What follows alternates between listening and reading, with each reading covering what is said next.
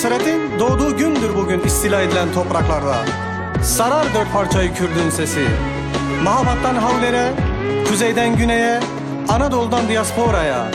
Bir olur bugün parçalar, bütün olur bugün yürekler Kobani feryadına. Gün koruna konma günüdür Kobani'ye. Siper olur bedenler, kalkan olur yürekler kurşunlara.